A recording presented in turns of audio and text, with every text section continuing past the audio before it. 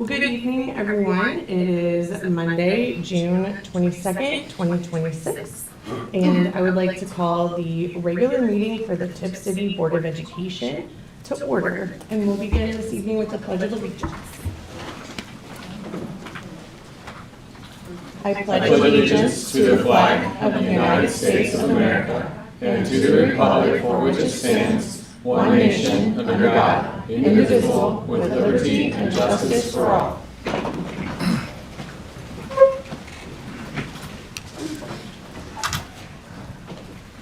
And I did call attendance. Yeah. All right, Mr. Stevens, can you call attendance, please? Certainly. Mrs. McMurray? Yeah, here. Mrs. Dillard? Yes, here. Mrs. Ernst? Here. Mrs. Plyman? Here. Mr. Thompson? All present and accounted for. We can continue the meeting due to having a quorum. Thank you.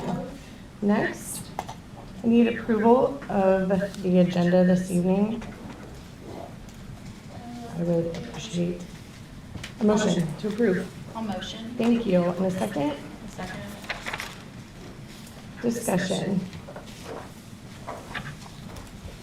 I would like to remove item F from the consent agenda.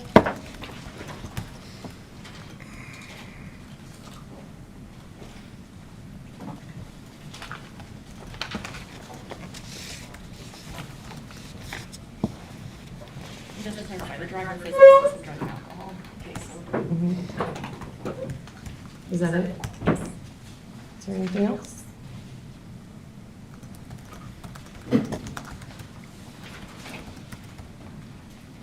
Become item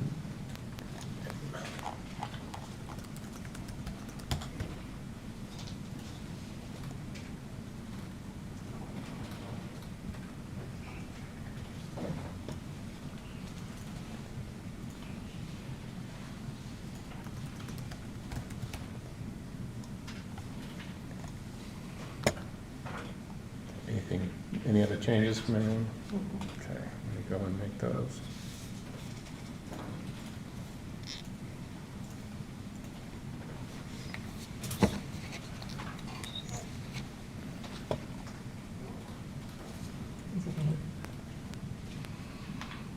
Can I motion for the new agenda? Yeah, I'm waiting for it to be live.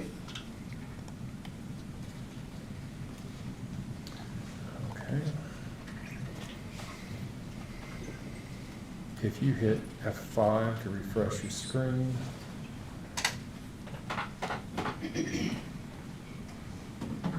Yes, that is now item M. Ooh, I need to change one more thing on that.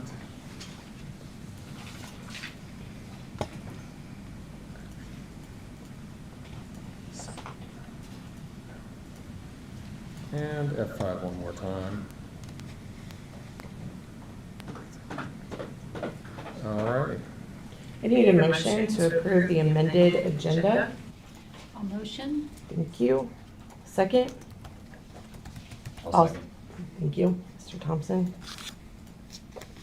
Any discussion on the amended agenda? Okay, hearing none. Mr. Stevens, can you call the vote, please? Dillard? Yes. Thompson? Yes. Ernst? Yes. McMurray? Yes. Plyman? Yes. Motion passes.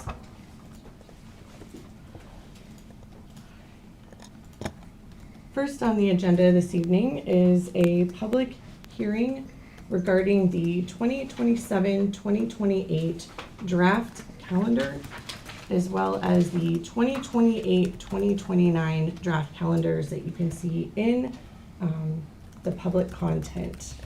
Is there anyone here regarding the calendars? Okay, I need the paper, if that's possible, sorry. No, that's Oh, public that's just for comment. comment? That's Did public comment. Did you sign though, Matt? Yes. Oh, okay. They signed on No, there. that's fine. Yeah, yeah. Just so I can figure out who's who. Thank you, sir. Yep. Okay, Matt, do you want to go first? Is that okay? I don't care who goes first. I can go first if you want. I probably would segue pretty well. Okay. And I just need name, address, and then, yeah. Sure, my name is Mindy Schultz. I live at 885 Devonshire Avenue in Tipp City. And I did write my things down because I know we have a limited amount of time and I did not want to miss anything, so I will probably read from it. But I am a parent of a previous high school baseball player, as well as a current player, and hopefully a future player, as well as a core member of our Tipp City Baseball Parents Club. And I am here to request a modification to our school calendar for moving spring break back 1 week. This change would help align our school schedule with the Ohio High School Athletic Association baseball schedule, which rotates yearly and creates challenges for our athletic program as it works to build a strong, connected team at the start of each season. Moving spring break back by 1 week would allow our team to consistently build the culture this program really needs, regardless of the fluctuating OHSAA start date. It would also create the opportunity for the team to return to traveling to Florida.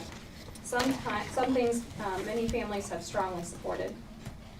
Having experienced both seasons where our baseball team traveled to Florida and seasons when that opportunity was lost due to change in the season start date, I have seen firsthand how the trip strengthens relationships among our players and our families and helps build momentum for a successful season at home. My current player, who is entering his junior year, has not yet had the opportunity to experience this trip with his team. And I believe that absence of this has affected both the player retention and team cohesion that we have. By adjusting the timing of spring break schedule, our student athletes would be able to travel together, play games in warmer weather, which has more guaranteed opportunity than staying home for mandatory practices, and build camaraderie that supports not only athletic performance, but also professional growth and the school spirit. One potential concern you may have is how this change may affect the spring state testing schedule, because I know it butts up straight next to the spring break.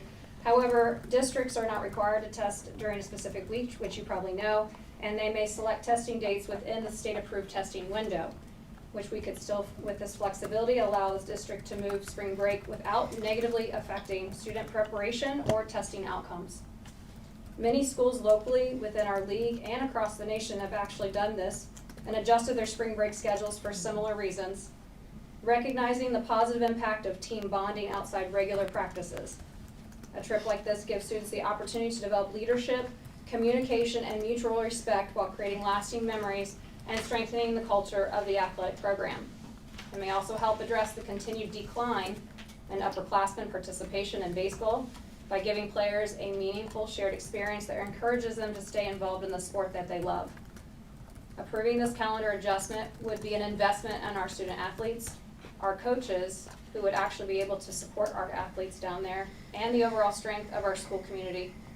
By making this small scheduling change, we can provide students with a meaningful opportunity to grow as teammates, leaders, and represent our school with continuing to uphold our academic priorities.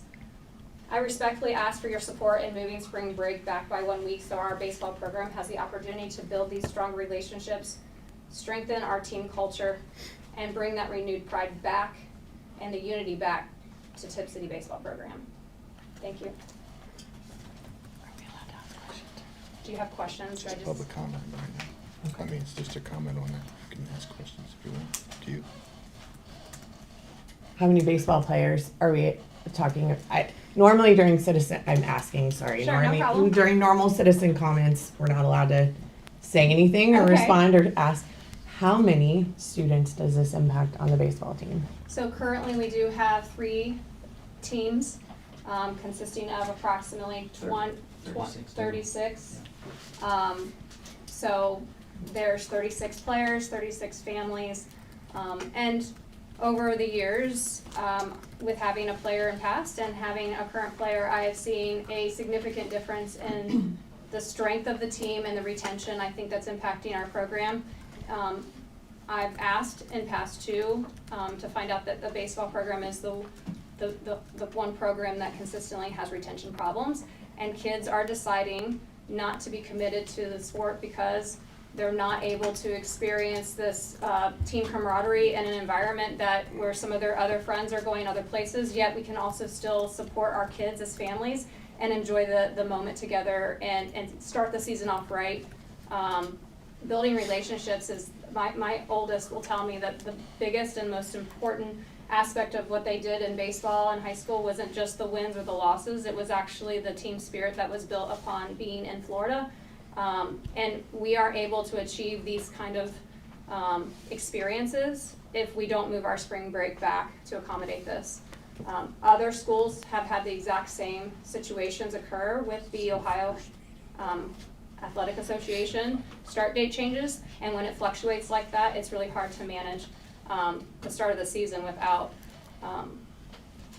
being able to do those things. So the other schools locally have accommodated those and made changes to their spring break schedules for those reasons. That was a long answer to your question. I That's okay. apologize. This is not for this.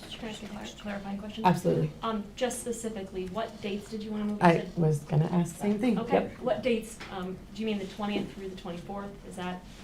just to So I was clarify? thinking by 1 week because with knowing that So, OHSSA, yes. It's currently it's the 27th through the 31st. It's the last week in March. You So want- just for clarification, you would prefer it, Sure, what you're saying, the red And this line. is for 2027, 28. it, Yeah. for the 27, 28. That's what we're looking at. Okay. Yeah. So this coming season's already been Yes, ma'am. established, yeah. So it would be a week later than the Not- current. A later? Later or earlier? So is the current March 27th through 31st the? That's 20 and 20, yeah, that is 28. That is March. Right. 28. Yes, I believe that would be 1 week after that, so butting up to Easter weekend, which is many schools do that as well. No? So that year, Easter is actually later, and so it's on April 16th of 28. My apologies, I wasn't looking at the exact dates to tell you. It's okay. Usually, our spring break in Tipp City is always that last full Full week week in in March. March. Yes, And ma'am. therefore, the Ohio Baseball, Athletic Association fluctuates by 1 week versus, so it's usually the current week it would be now, or it's Okay. usually moved, so this past year, it was moved back a week, so, and our spring break did not for the current Okay. calendar. My hope would be that if we moved it back at least 1 week, regardless of the fluctuation of the Ohio Athletic Association, we would still fall in line with the ability to have spring break during the start of baseball season. So, and you can talk, it's public, No, so yeah, it, what the OHSA did is they moved the official start date of the season. So, for instance, this year, our schedule did not align spring break with their start. Last year, Okay. our spring break did not align with their start. If we were able to move the season, or the actual start date of spring break back a week, we would always be able to make a spring break trip. When I say back, I mean actually forwards. Sorry. Yeah, Matt, you're So killing me, Yeah, man. dates. So we looked at the calendar right here. Dates. If it was actually for 2028, the 3rd, 4th, 5th, 6th, and 7th. So forward, not. So Yes, so we'd forward, be not moving it back. Forwards a week, not back a week, yes. Okay, So I that just would- wanna make sure that I'm I'm clear. sorry. Yeah, No, we- no, we you would are do okay. fourth, Make fifth, third sixth, quarter of and 7th. 54 days. So, I just wanna make sure that I hear what you're saying Sure. clearly. Yes. So what for 2027, that calendar has already been set. Yes. This is for 2027 fall, 2028 Correct. spring. The recommendation that I'm hearing from you is to have spring break be not the last full week of March, but become the first full week of April moving forward. Yes. That is the recommendation. Yes. I just want to make sure that Thank I'm you for very finding clear. Yeah, that way, even with the OHSA fluctuating their schedule, and I believe they set it in 3-year waves. They did this So past year, yeah. we missed it the last 2, we will miss it the next year as well. Okay, This would ensure the kids never missed the opportunity to go on that spring break trip again. okay. I just want to make sure I got Yes. the dates correct. Okay. Because what is here on tonight for the agenda is the 2027, 2028, and then the 2028, 2029. So, okay. Thank Any you. other questions? No, you're fine. Any other questions? Thank you very Thank much. you. Matt, What was, oh, sorry. We never miss. Do you, okay, So I just wrote a couple things down too, sorry, just. you're fine. My name's Matt Jackson, I live on Shirley Drive, I've been a Tipp resident for 23 years. My son Carson is a recent graduate of Tipp High School, he was a 4-year member of the baseball team. As a freshman and a sophomore, the baseball team was able to go on a spring break trip to Florida, where they played 4 to 5 games, just depending on the weather. This was an invaluable experience for not only my son, but I believe every other member of the baseball team. Recently, I attended college orientation with Carson, and the 2 words that were spoken over and over at every breakout session or small group discussion were leadership and responsibility. Those are precisely the things that the boys learn on this spring break trip. With all the members of the team staying at the same complex, they had to be responsible for each other and their schedules. They formed a bond they could not form anywhere else. It's the only time the entire team gets to spend countless hours getting to know one another, as the schedules during the regular season have the boys all going in separate directions. The upperclassmen mentor the underclassmen, and I can give you an example from Carson's freshman year on the team. He had a particularly poor outing early in his freshman season. I believe that he probably would have quit playing for the team had it not been for a few seniors that pulled him aside on the Florida trip. They talked to him about baseball, school, and just life in general. A talk that needed to come from his peers, not a parent or a coach. They befriended him as they did every other player on the team, and this is kind of where the true leaders of the team are formed. This past season, Carson's senior year, was possibly the most difficult season that I've seen for the boys as far as obstacles to overcome, not only from a scheduling issue, but with no Florida trip. The boys didn't have the opportunity to connect with each other, as they're rarely in the same place. We had an issue with our home field that caused the boys to miss 6 of their 12 regularly scheduled home games. The issue was brought to the attention of the athletic department, and unfortunately wasn't fixed till April 15th. They were finally able to play a home game. Might not seem like a big deal to most people, but it put a huge academic strain on the boys as they were traveling away and away as opposed to home and away. The busing situation caused us to start at least 30 minutes late as well for these games. So for the extra 6 games that we had to play, it cost the players around 2 extra hours on those evenings. We had an issue where the construction company working on the new school build took power from the baseball stadium scoreboard as well. We lost the ability to properly use the ball strikes and outs. It just seemed sad, no spring break trip, no ability to travel, a scoreboard that didn't work. And I know the Florida trip has not been possible the past 2 seasons as the OHSA has moved the start date of the season and our spring break is not aligned. As parents, we've also been told that going to Florida just to play scrimmages at the beginning of the week and starting the regular season at the end of the week was also not possible. I was just hoping as a board that you might consider either moving the spring break or allowing the kids the potential to go play in Florida, even if it was for just scrimmages, and then at the very end of the week, maybe 2 or 3 actual regular season games. I know the other schools in the area have done this. To my knowledge, they've also, when they have not moved the spring break trip, they've allowed the kids to go down there to play their scrimmages and then start the season at the end of the week. It's never been at the cost of the district to pay for this trip. It's always been fundraising by the kids, the parents group, and then the actual parents make up the balance of the trip payments. Even though my son's graduated, his baseball career is over, I'm hopeful that other Tipp baseball players will get to experience some of the same things he did, and I just ask for your support in this. So thank you. Any other questions regarding the calendar? Comments? Okay. Is that it? Yep. Okay.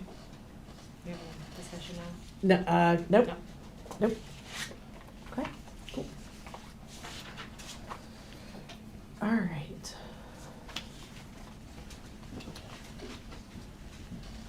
Let me get back to my agenda, I apologize.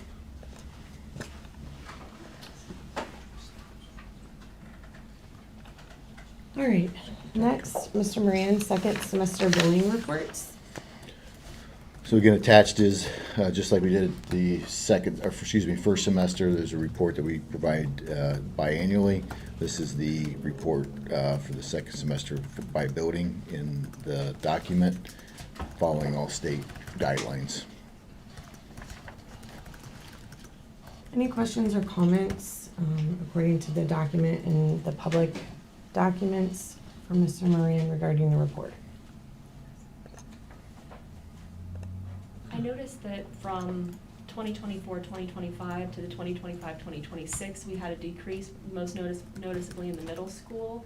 Did we have any targeted efforts to decrease that, or was it just kind of a natural decline in numbers?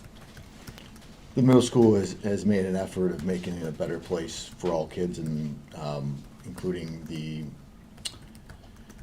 work of the administration, but also staff, teachers, and including our school-based social workers that could be involved in these things. So we offer, try to get as many supports as needed in case there's still incidents that occur that are addressed and handled that in that way. But we do offer support, so hopefully all those pieces together with staff, administration, students, make it a more welcoming place.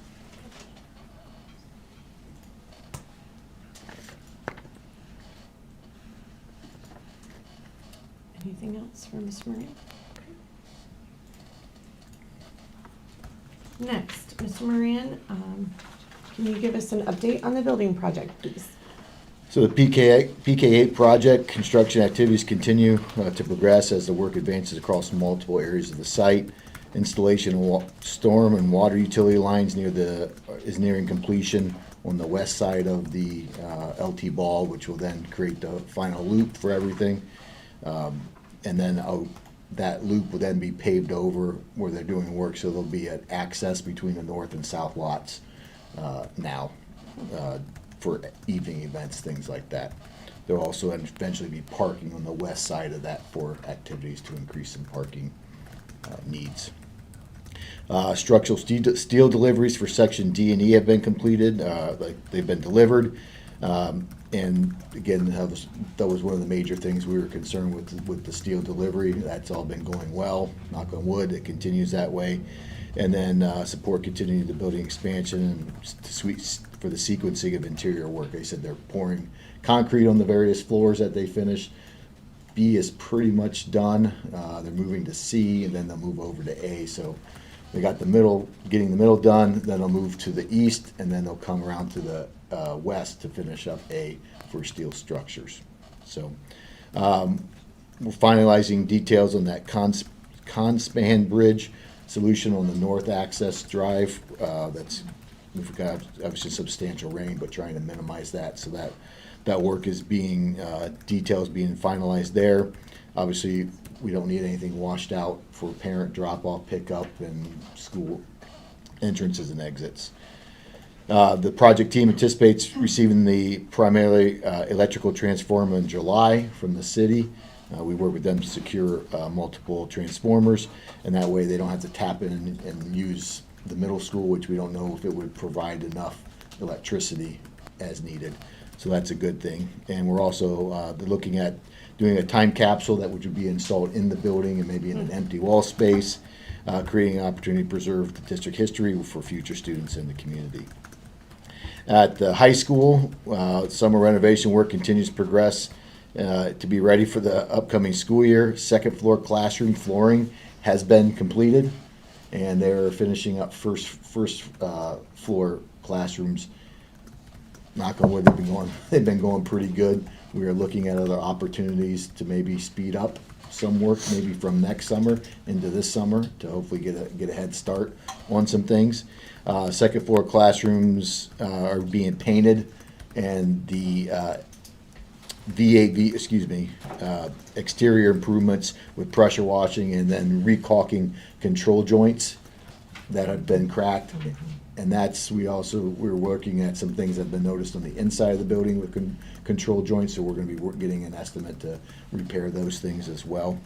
Again, that's protecting the building envelope and the long-term maintenance of the facility.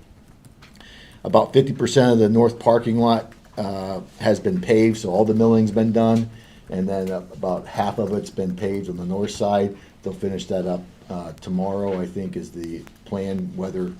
Weather-wise, they got a really nice start on it. And then installation of the VAV boxes for heating and cooling are being delivered soon, with installation starting. We got some good news. Some of the coiling that was needed was expected to come in much later. That's got the delivery date that's been moved up, so it'll be a nice transition for flow with that, and that will actually significant step improving the heating, cooling, and overall classroom comfort for students and staff. What other questions might anybody have for me? All right. Thank you. Anything? No? Okay, thank you very much for the update. Next, citizens' comments. Is there anyone that I apologize for the confusion with the public forum versus the citizens' comments. Is there anyone that I didn't get on here? Did you not sign the paper? I did sign the paper, sorry. No, my name is on there. Okay. Yep, sorry. Oh, no, that's okay. I just wanted to make sure that there wasn't anybody that I missed on here. Okay. So just a reminder, it's 5 total minutes. We have 30 minutes total for public comment. So after that time, we can take a vote to extend, or I see that there's multiple people here for maybe the same concept. I didn't know if there was someone that you might prefer to start with. If we didn't run out of time, that's an option as well. So first on that is on the list. So Angie, Yeah, public comment is 30 minutes. Total. We have 9 people for Yeah. 27 minutes if you did 3 minutes apiece. Okay. Do we want to, the board can decide to extend the time now so that everybody has 5 minutes, or do we want to do it within 30 minutes? there's multiple, I didn't know. Do you want to try to do 3 minutes each and then see where we are after 30? I think for the sake of time, I think that's probably the smartest move. Okay. So otherwise, we have 45 minutes of public comments. I think some people might speak for only a couple minutes, so if we go ahead and then potentially Okay. condense the time later, just leaving it at 5. Why don't we do this? Why don't we go ahead and start with, why don't we start with the 3 and then we'll see where we are. Does that sound like a plan? I can even put it to 4. I don't know. What do you, Katie, Cindy?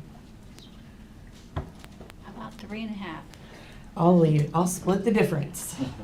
3 minutes, 30 seconds. We got it. All right. And then we can see where we are from there.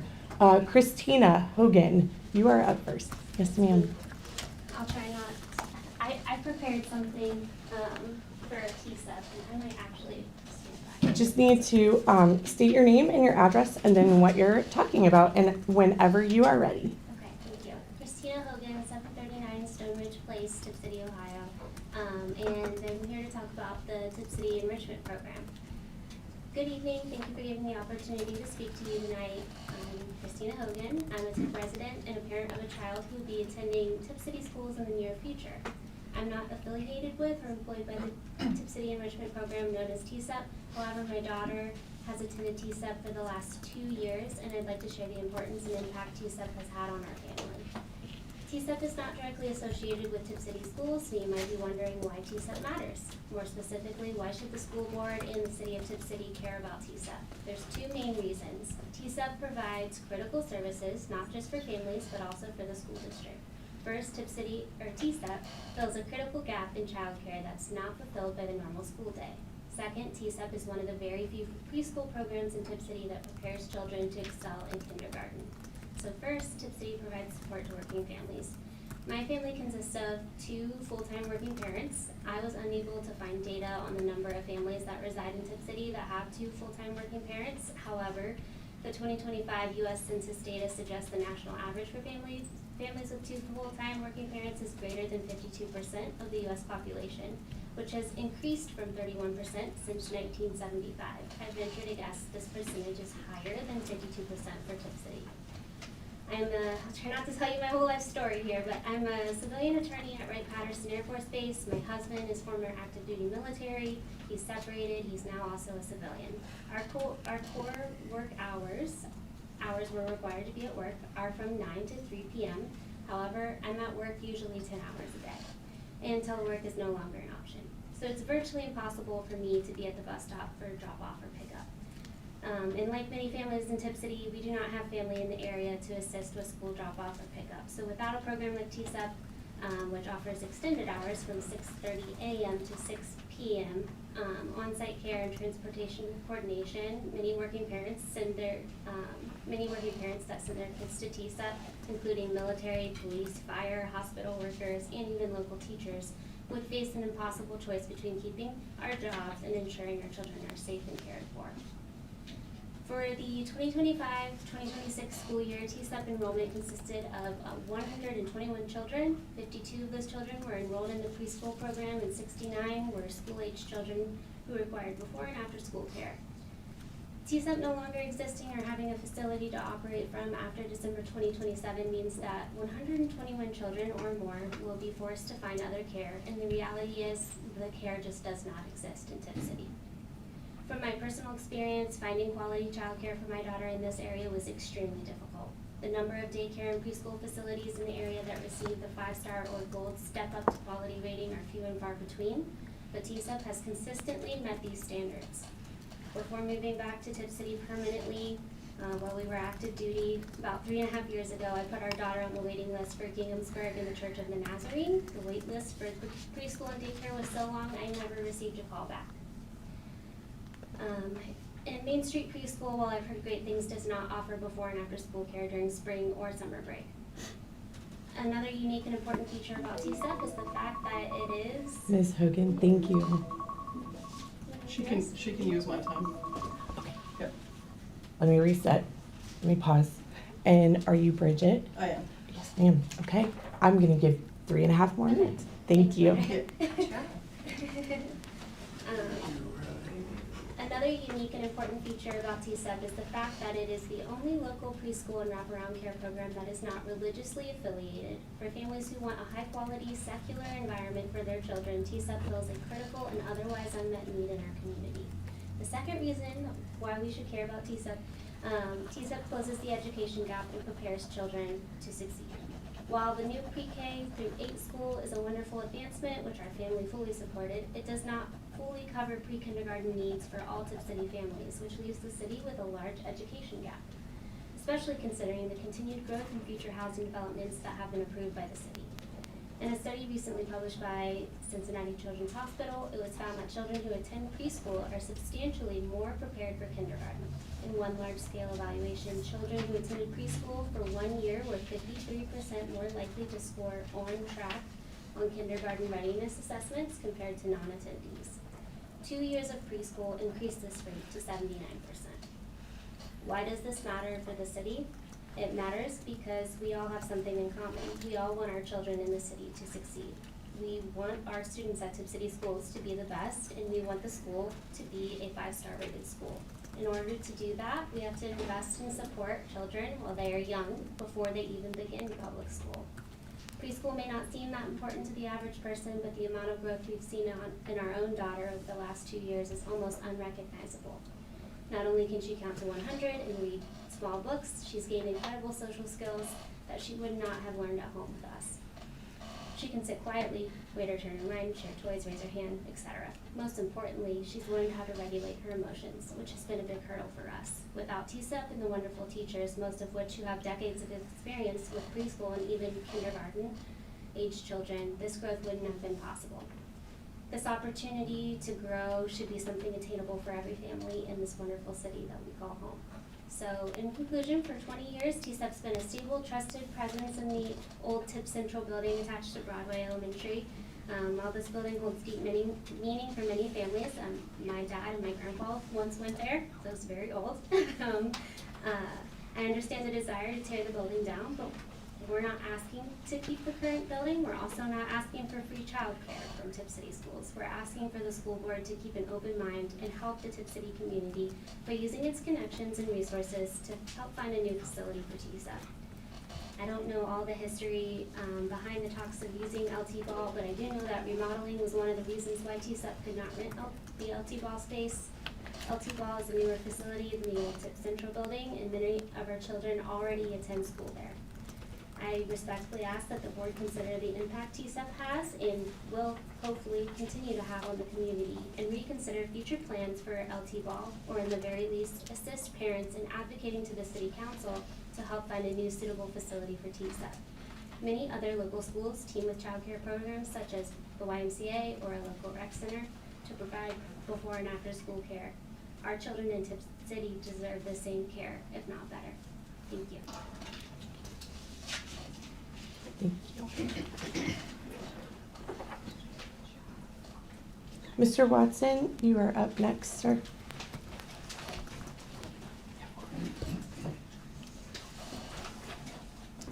My name's Don Watson.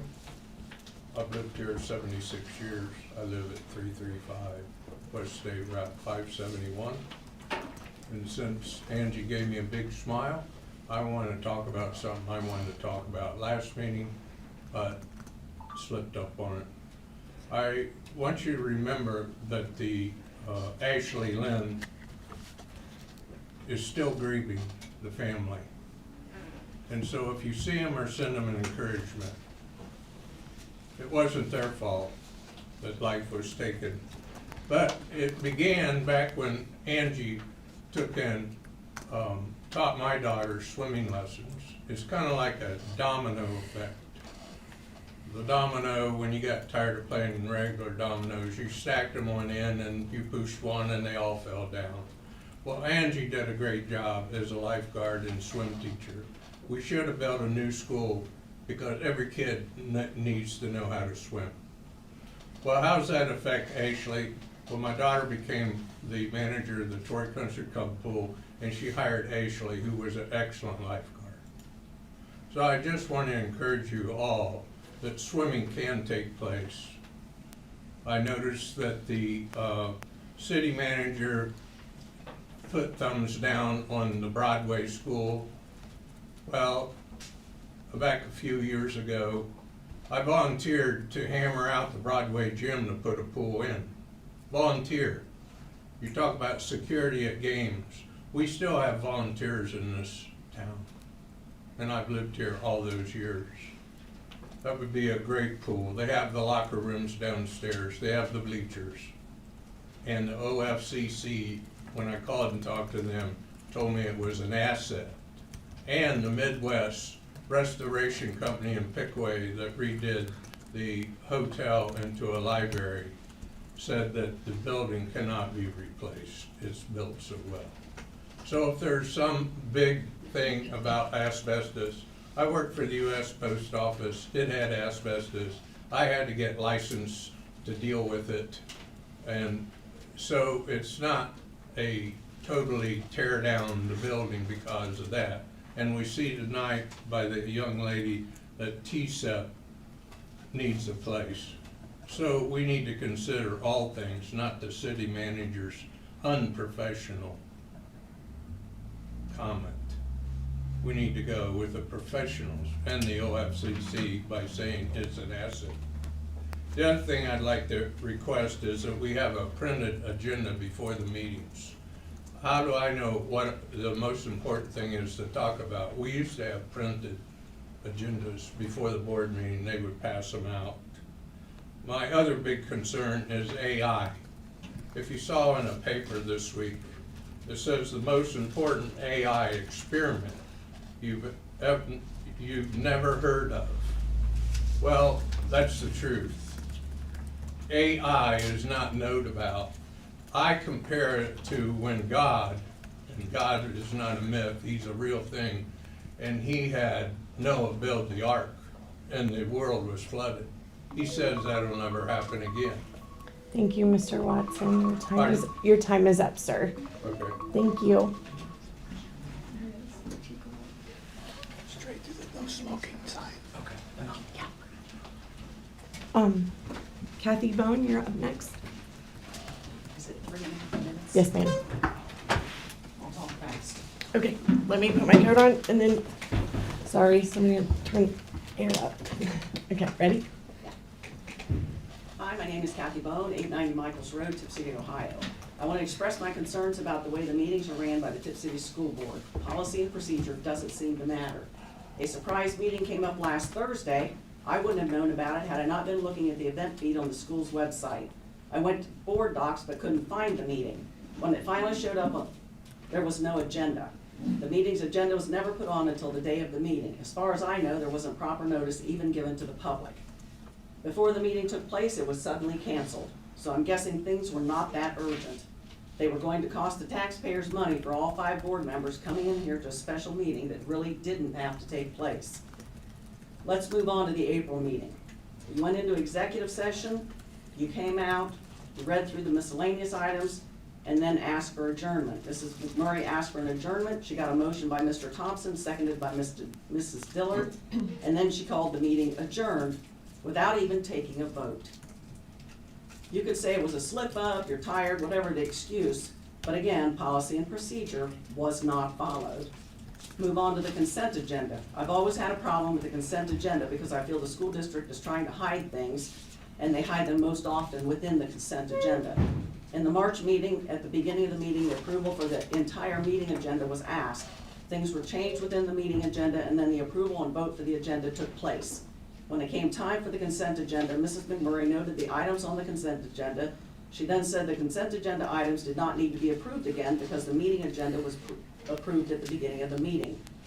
However, the motions and a vote occurred to approve the consent agenda, with Mrs. Murray saying she read Robert's rules. In the April and May board meetings, again, at the beginning of the meeting, the agenda was amended and approved. When Mrs. McMurray got to the consent agenda both months, she read the items and then went on to new business items. No votes were taken on the agenda items. Let me make this easy for you. At the beginning of a meeting, you're amending and approving the agenda. According to Mrs. McMurray, you don't have to vote on any of the items on the consent agenda because they're already approved at the beginning of the meeting. If her interpretation is accurate, then you could just adjourn the meeting because there's no reason to vote on anything on the entire agenda. Mrs. McMurray's comments about Robert's rules were unclear, so I reviewed the rules, consulted several people familiar with them, namely at Robert's Rules Organization, and contacted a parliamentarian. I was speaking with her during your work session tonight. We went over the process. Although there may be some debate over how a consent agenda could be interpreted, it was agreed that school boards are subject to open meetings requirements, sunshine laws, and state statutes. It is technically incorrect to think that by approving the overall business agenda, it constitutes approval of each item on the entire agenda or the items in a separate consent agenda. Furthermore, 2 items on the consent agenda this evening are contracts, and the last time I looked, there's no contracts attached to either.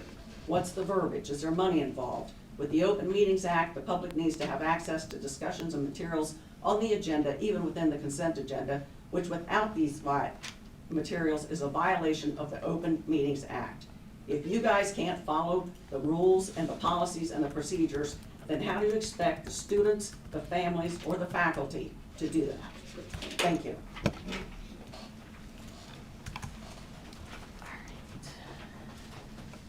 Next up, is it Landon McMillan? That's me. Landon?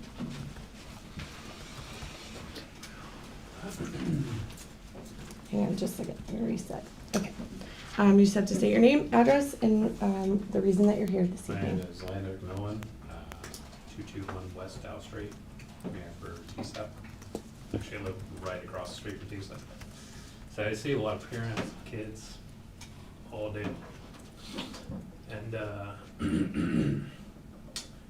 think a lot of families are gonna get hurt without this daycare. It's gonna be, it's very hard to get daycare around here. I don't know if any of you have any kids at TSEP, but it's been a great place the last 2 years for a child. I'm not sure what happened to the old T-ball, but things happen. Hopefully it's still open for discussion of something, but at the end of the day, there's probably 100+ kids that are gonna be hurting, and the families are gonna be hurting. We don't have a place for these kids to go. That's all I got. Thank you. Is it Byron and Sam? Yep. Okay.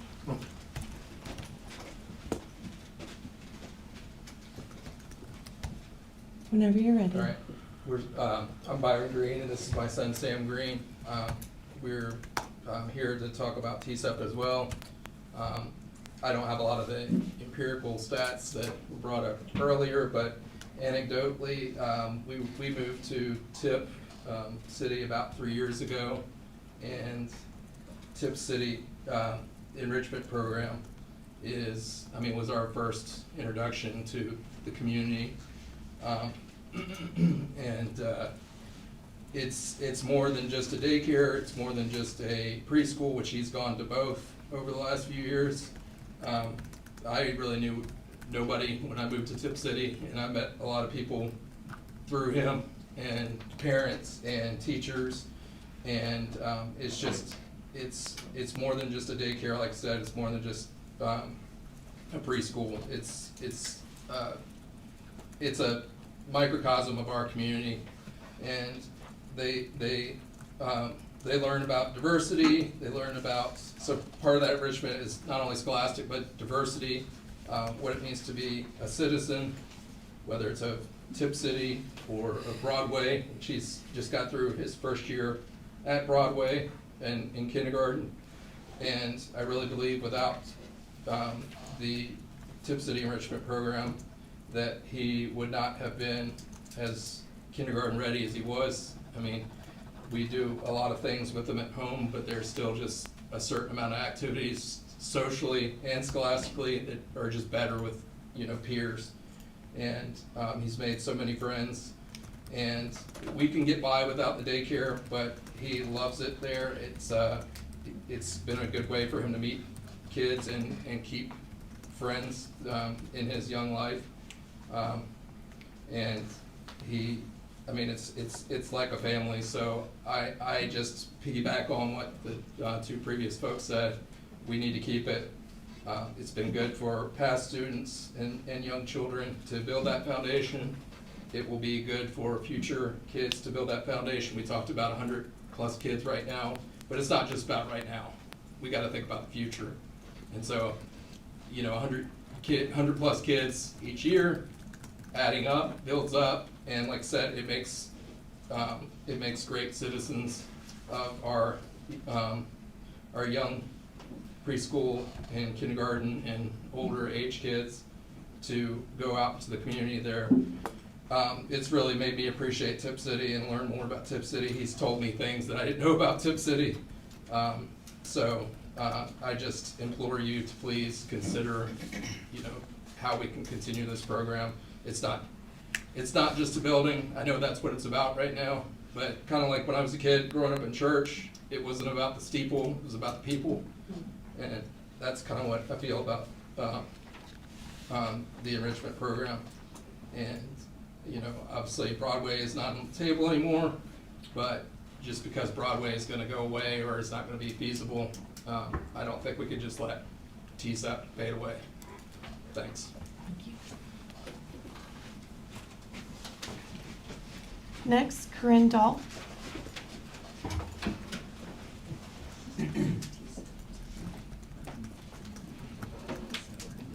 Whenever you're ready. Hi, Corinne Dahl, 958 Brookmeyer Avenue, Tipp City.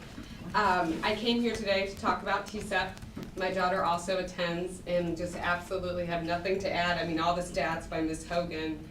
Mr. McMillan, thank you so much. I'm gonna start waving to you, you coming and sharing and supporting. Also, Sam and Dad, like, great job. The emotion, the sincerity in your voice, that kind of says it all.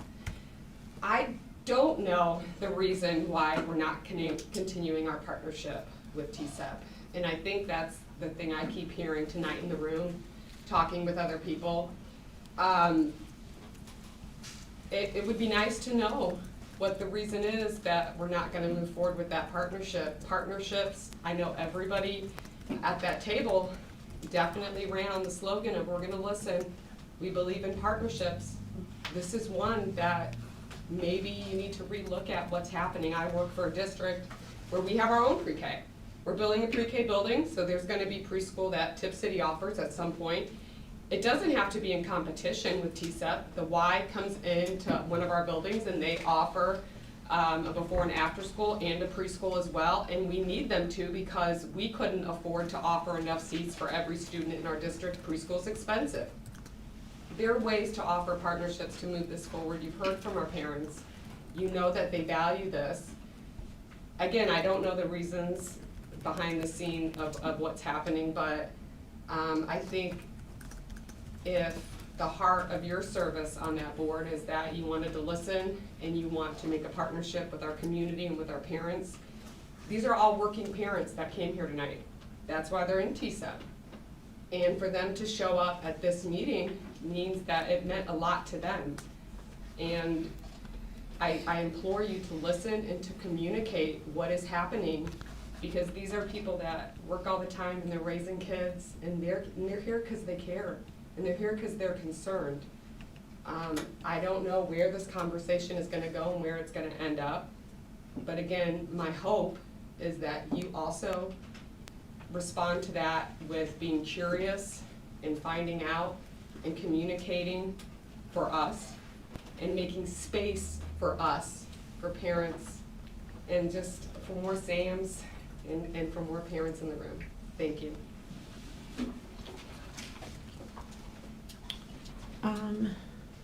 Chris Meyer.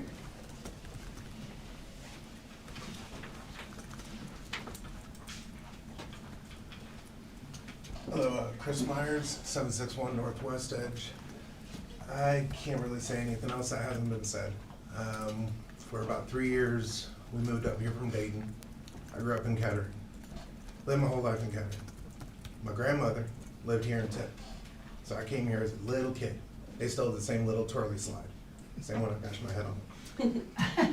So when my wife got a job up here, she commuted from Dayton to Tipp City every day, dropping our kid off at We Care in Vandalia. For preschool, it was great. Taught him so many things. He was already ahead of the curve. Then we got lucky and we moved up here about 3 years ago. Our son just finished kindergarten, he's going into first grade. We don't have summer. We don't have summer care, we don't have family. Same thing that's been mentioned already. So we had a look. We looked around. I work a job that I really don't like. Why? It's not for the money. Yeah, the house is nice, but it's for my kid. It's to give him the things that I can't. So, sorry, I'm extremely nervous. I don't do public speaking very much. So when it comes to working class, I've been working at UPS for 24 years. I've worked for $130 take home, working like a slave. 180 degrees inside a trailer, -30. Not fun. But you did what you had to do because you had to survive. Luckily, didn't have a kid, didn't have a wife at that time, it was just myself. Now, my wife and I, we have a nice house. We have a nice community. Everything that I remember growing up, hearing and seeing about Tipp City, I'm living it, and it's a dream. It is a really cool dream. So, TSEP is not, it's not free. It's not overly priced. But as it's been mentioned, trying to get our kids somewhere else, it's either a long wait list or very, very pricey. And my kid, he goes to Broadway. So now he's in TSEP in the same building, different part of it, but same building. And he comes home, gives me the biggest hug. And he's like, I love school. He thinks it's still school. I'm not gonna bust his bubble. But he loves it. And for everything that's been mentioned already about community, about friendships, about socialization, everything. He's there with kids younger than him, older than him, new teachers. You know, think back to when you were in kindergarten. I knew my one teacher and that was it. And that's in Kettering schools where there's what, 8 elementaries? So for the fact that he's already been exposed to so many more teachers is pretty cool. People, kids, friends, things, you know, this is a small community. You know, we gotta watch each other's backs. I don't know exactly, you know, what's been mentioned about not having it for next, you know, couple years, but if you don't have that care for our people, Mr. Mayor. where are we supposed to go? Thank you. No problem. Lisa Santucci.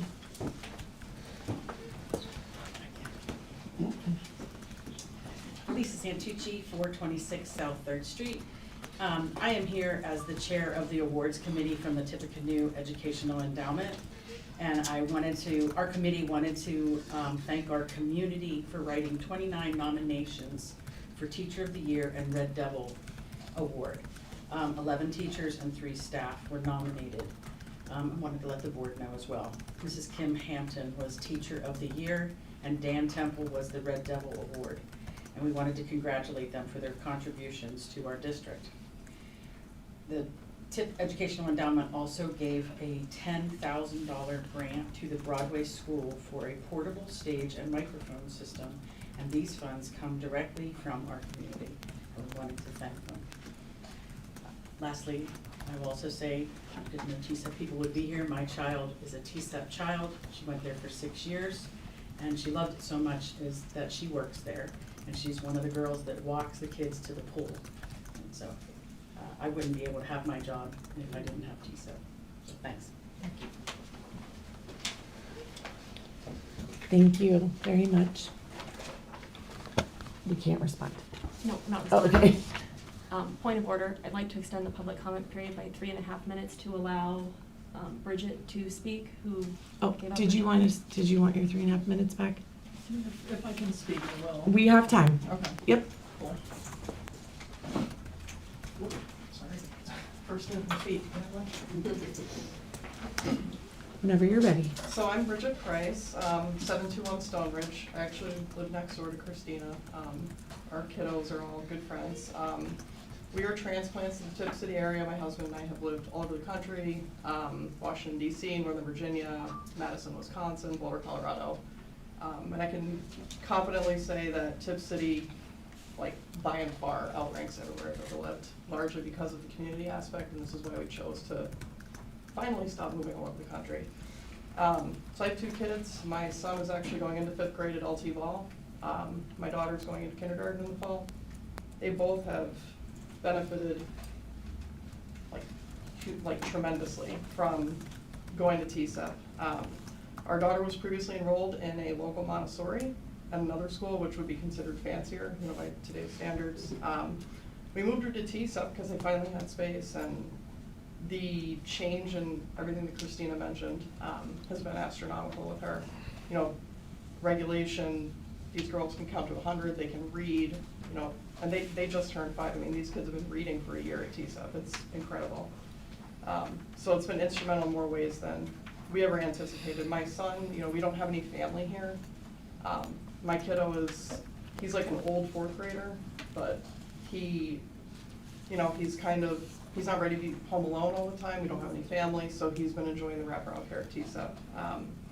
So I come from a 15-year forensic career. I've worked homicides, I've worked, large cases that are on Dateline, things like that. I have seen, unfortunately, what can happen in communities where there is nowhere for children to go after school.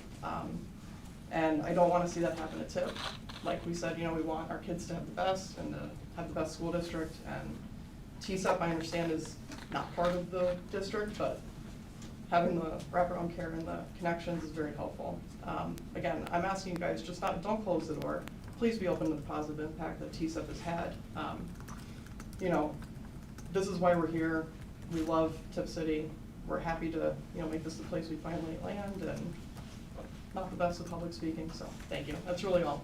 I just, appreciate everyone taking the time to listen to us. Thank you. Thank you.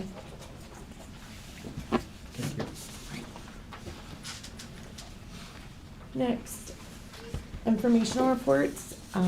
As you can see in the public content is the MVCTC meeting minutes. Mrs. Dillard, do you have anything to add? No, it was a pretty regular meeting, just end of the year hires and renewals and, nothing really groundbreaking. Okay. Thank you. Any other reports? Okay, hearing none. Move on to the treasurer's report. In the public content, you can see the monthly financial report for May 2026. Mr. Stevens, I'll yield the floor to you if you would like to give an overview. One moment.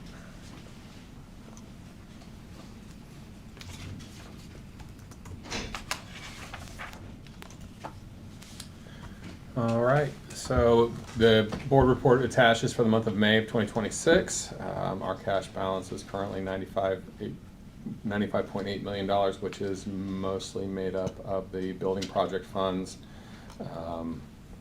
And so we have finished 11 of 12 months of activity, and we are targeting 91.7% of the fiscal year. So in our revenues and expenses, when you're looking at what we have done, in the revenue side, we've collected 98.4% of the budgeted revenue, and that is due to the collection of our property taxes revenue, which happens twice a year. We are potentially going to receive additional funds, though, for other things. So I'm expecting that revenues are definitely going to exceed total budgeted amounts, which is good. Total expenditures currently are at 88.6% of the budget, so we are just under where we would be at 11 of 12 months, which is very good with the 91.7% being the target. Personnel services, which is our salaries, and our benefits are performing very closely to budget. Other expenses, which is our miscellaneous, that includes the money paid to our ESCs for their services. That is showing slightly higher. There was some increase in tax collection fees because of the additional tax revenues that we did receive when the valuations were increased by the county earlier this year. While we're going to see some overages in other expenses, we will see savings in capital outlay, supplies and materials, and purchase services that'll cover that. I do not expect us to exceed the anticipated budget in expenses. Interest revenue is currently at $637,000 for the general fund. We do receive additional revenue, interest revenue in our building funds, which is good for our project balances, for which we had at our work session discussed potential uses if we wanted to with that. But interest is performing much higher than what I originally thought, and so that is also helping our revenues. And we did receive Medicaid reimbursement for services that we provided to children last year. We receive it a year after the fact, and so we did receive roughly $153,000 in Medicaid reimbursement, which was higher than what I anticipated. And for expenses, purchase services are lower than expected, and I believe we'll have some savings there. Supplies and materials is currently only at 73.5%, and so I think that we're doing a good job not spending money on things we don't need. Our capital outlay, we ended up switching things up this year. The board recently approved the purchase of I want to call it a micro bus. Maybe you've seen it in the community driving around. It kind of looks like a smaller size bus. But instead of buying a full-size bus, we were going to buy a van and a bus, and instead we kind of put it together, so we had some significant savings for that. And then we're hoping to use some of those savings to purchase a forklift for the new operational center. So our largest fund balance is in Fund 010. That's our classroom facilities fund, which currently has a balance of $51 million, which is being used on the PK-8 high school renovation project. And the building fund, which is 004, also has $22.6 million, which is also the OFCC project and some of the local projects that we've been doing, which included the operations facility. Any questions for the board members, from board members at this time? I'm looking forward to finishing up the fiscal year and providing a final year-end recap on that. So, and then we get to start all over. All right. Thank you. Question. Is the reduction in purchase services, is that anticipated for next year as well at the same rate? Well, some of the purchase services expenses that we had were for building repairs and such, so we budgeted for some things, like we recently, in prior years, we had redone the roofing and other things to do repairs throughout the facilities, and we didn't end up using as much as what we had budgeted for in case things did go bad. I don't anticipate backing off yet on that for next year in case something does happen. But once the buildings are completed and we have the new remodeled high school and the new PK-8 facility, then we will be backing off on the potential repairs that are needed. And from the general fund, and we can start putting things back into PI at lower amounts when necessary. So. Thank you. I think that's indicative that we absolutely, it is critical that we have a maintenance timeline that is very concise and absolutely stuck to here moving forward. Yeah. So it's not an option. So we don't have to keep going back and fixing. All right. Next in the agenda, I need a motion to approve the fiscal year 26 final appropriations. You can see in public comment that the final appropriations are listed there. Do I have a motion? A motion. Thank you. I'll go ahead and second.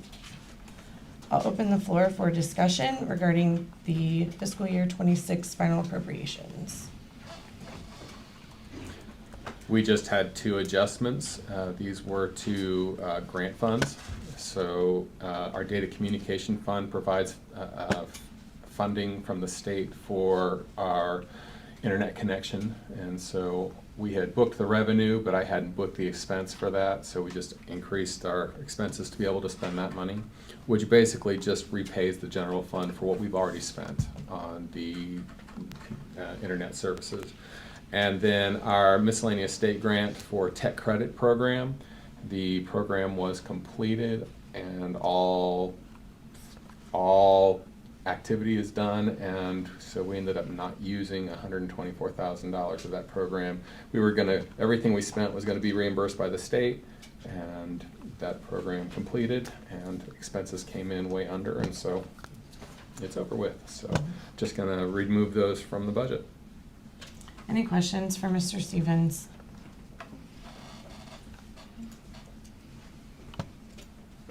Hearing none, Mr. Stevens, can you call the vote, please? Ernst, Yes. McMurray, Yes. Dillard, Yes. Plyman, Yes. Thompson. Yes. Motion passes.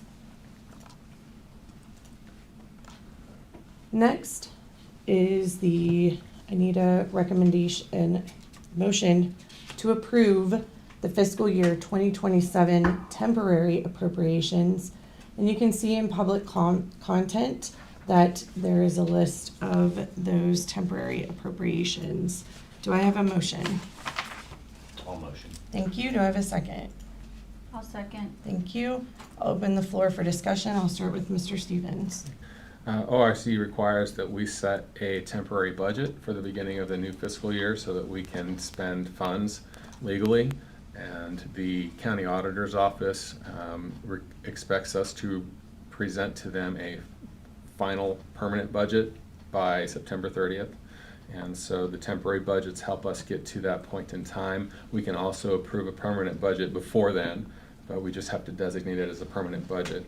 For our temporary budget, I have put in, I'm using 50% of what our permanent final budget was for fiscal year 2026. So if you took what we just did for final appropriations for 2026 and took it by 50%, for most of the funds, that would be what I'm asking the board to approve right now, with the exception of some funds which are no longer being used, and there's no need to approve any appropriations for that fund.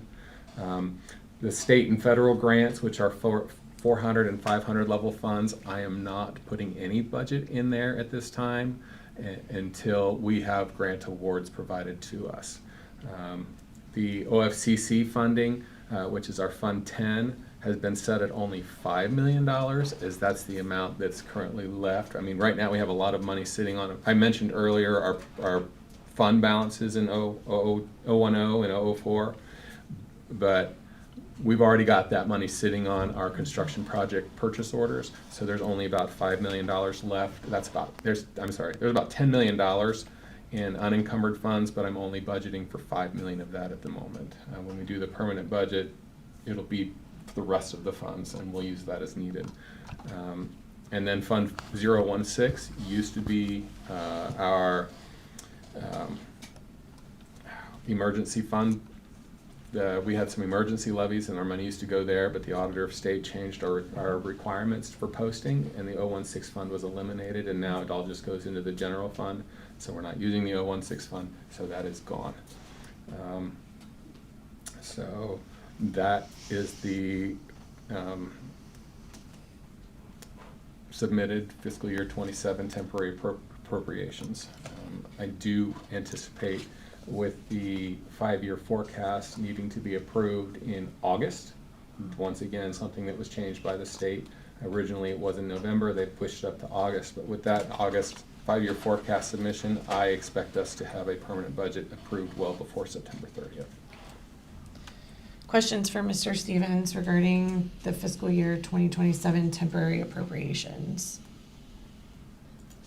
Are funds 34, 507, and 599 for both 26 and 27 no longer in existence? Is that why they don't have a line item? 507 we haven't used in a few years. What was the other fund? 599? 599 is a miscellaneous, which doesn't normally Okay, so have, no. yeah. And then 34.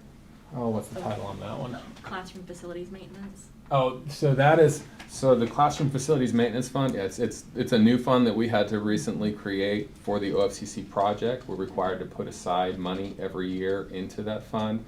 We transfer about $300,000 every January from our PI funding, 003 fund, into that 034 fund, which is to take care of any maintenance that's necessary on any of the items that are part of this PK8 high school project.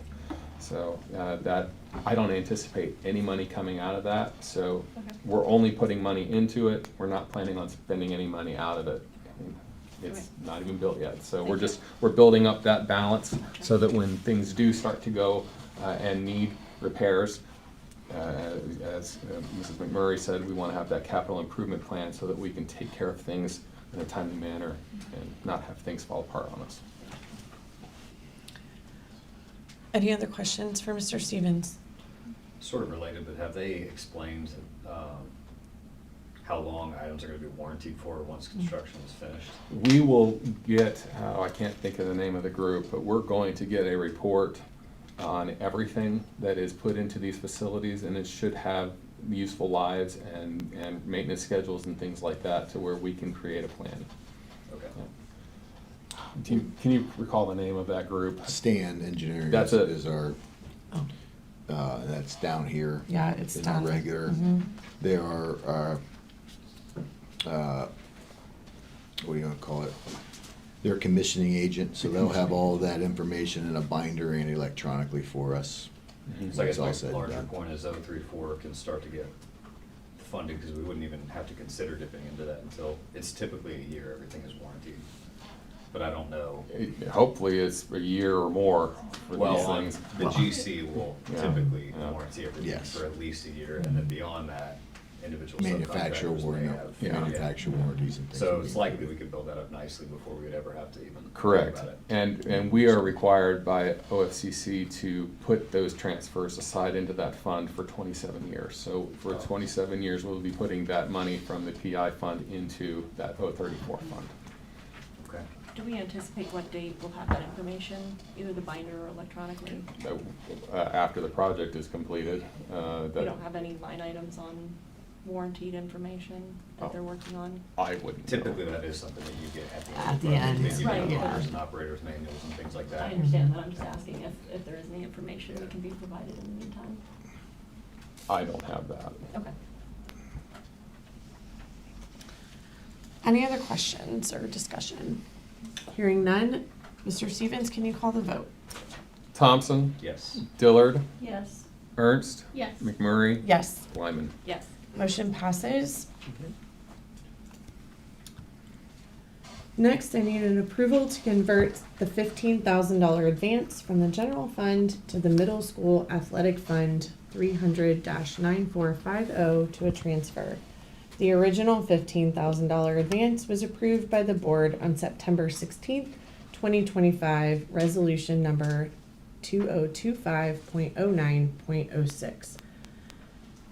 And you can see That's it. that there's, with the original transfer resolution is there. Do I have a motion to approve? I'll motion. Thank you. Do I have a second? I'll second. I'll open the floor for discussion. Mr. Stevens? Yeah, I'll take that. I just have a quick follow-up. Oh, yeah, I'm gonna let him explain and then, yeah.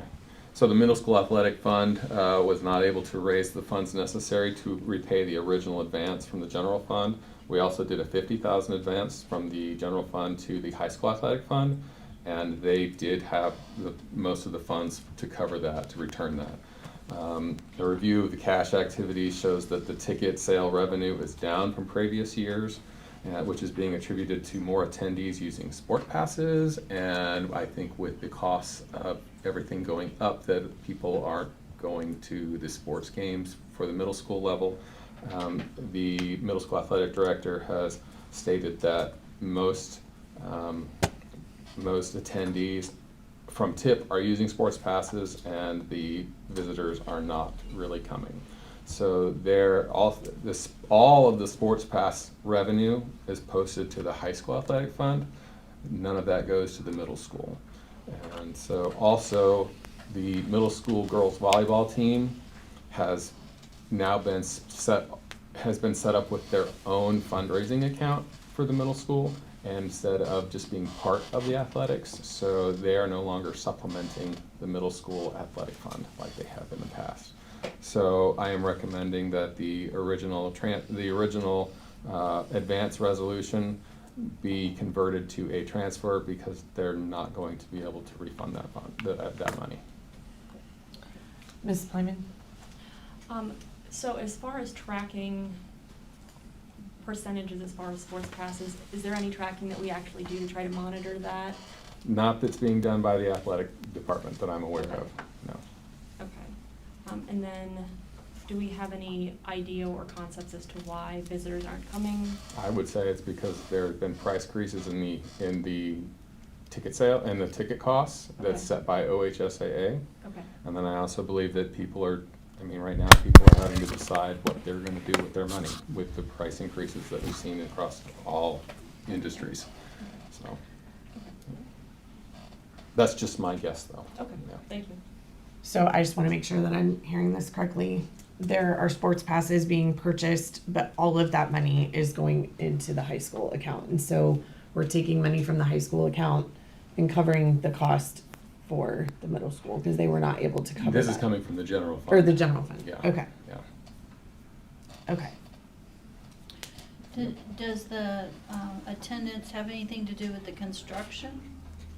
We didn't have 2 track meets. Well, I'm not sure how much is done at the middle school level versus the high school level, but I know we had no track meets here this year.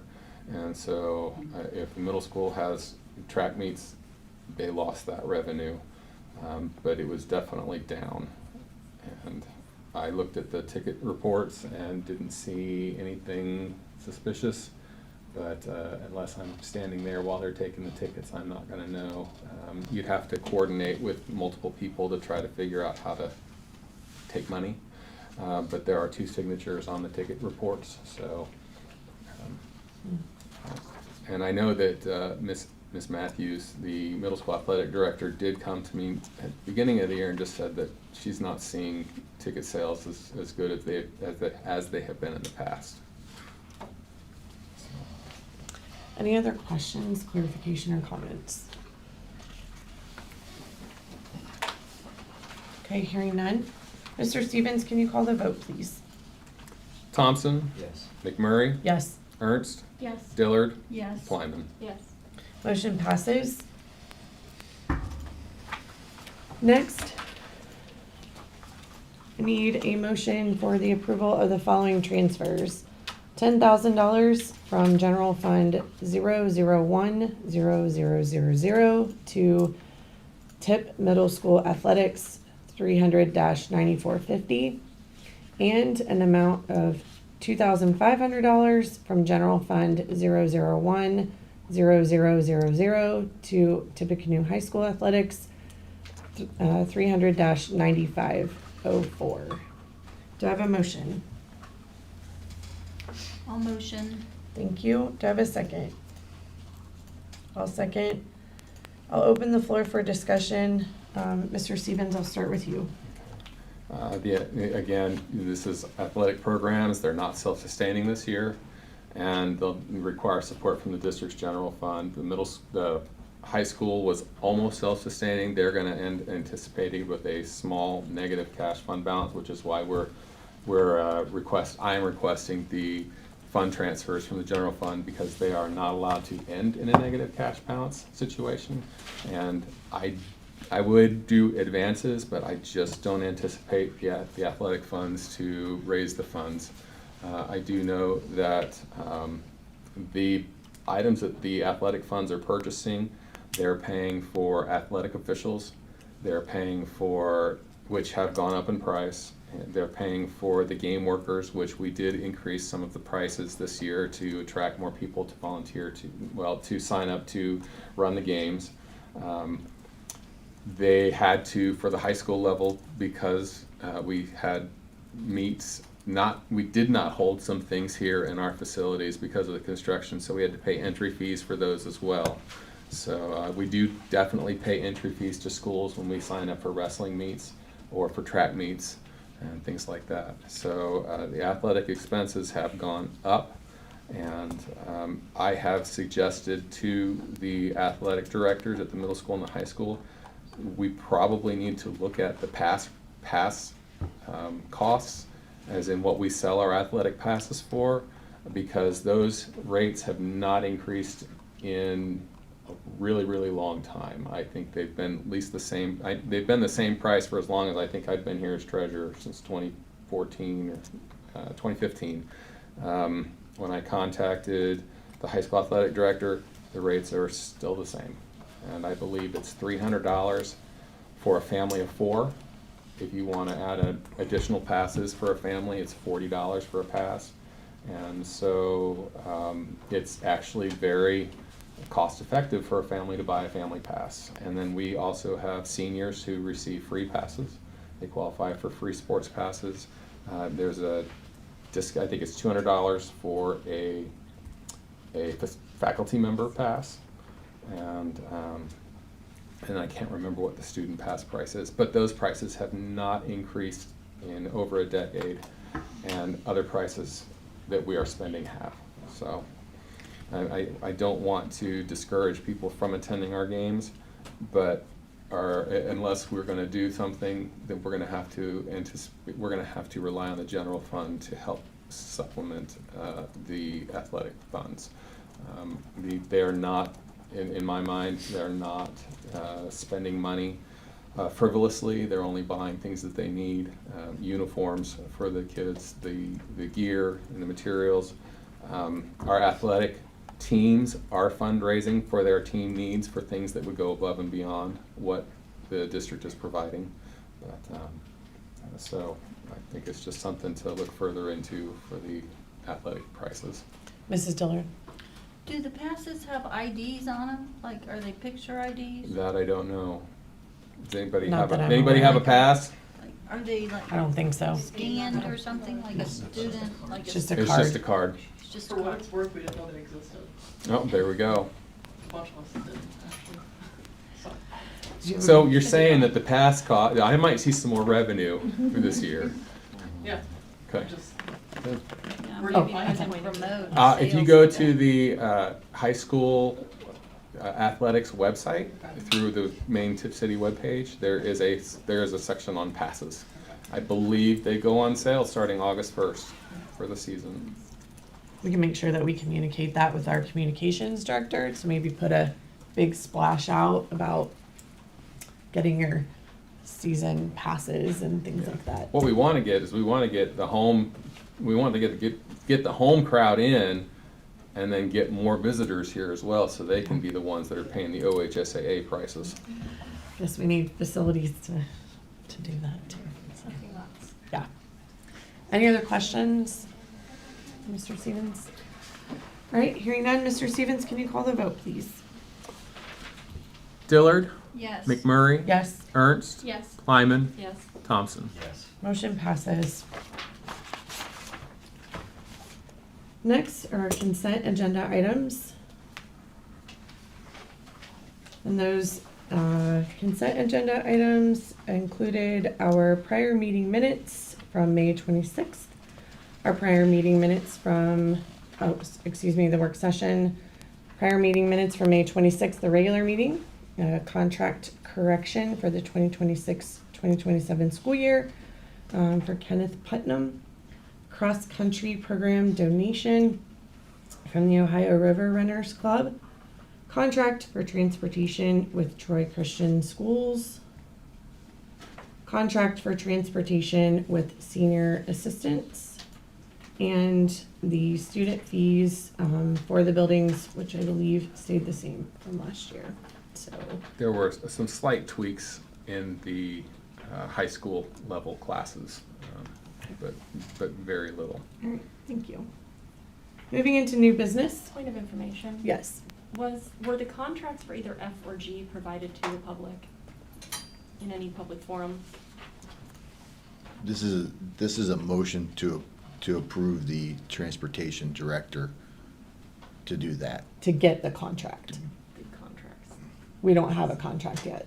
Okay, so neither contract's available. Right. Correct. Because we don't have it yet. Okay. Because This it's is- based on students and the routing and Yeah. things like that. So We don't have when it this yet. gives him the approval to enter in so they can do it. Otherwise, we're responsible for doing it, and he'll make a decision. If it's cost effective and we have the resources, we would do it ourselves. Okay. And then point of order,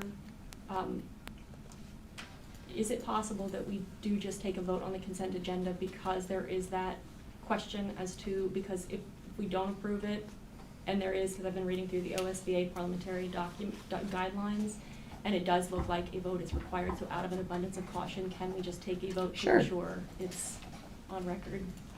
And I have read parliamentary procedure, and if it's a part of the agenda, and it's already approved. But yes, we absolutely can. I need a motion to approve the consent agenda items A through H. I'll motion. Thank you. I need a second. I'll second. Any discussion on the consent, I don't have to have discussion on the consent agenda items. Mr. Stevens, can you call the vote, please? Ernst, Yes. Kleiman, Yes. Dillard, Yes. McMurray, Yes. Thompson. Yes. Motion passes. Next, under new business, I need a motion to approve to employ the following for the 2026-2027 school year pending proper certification of paperwork. Certified staff is Tracy Whited. Classified staff, Nadine Hartzell, Laura Maxwell, Rebecca Newland, and Carrie Norris. And supplemental staff, Kenzie Cooper, Chris Cash, and Dylan Schultz, as you can see in public content. Do I have a motion to approve these new hires? I'll motion. Thank you. Do I have a second? I'll second. Thank you. I'll open the floor for discussion.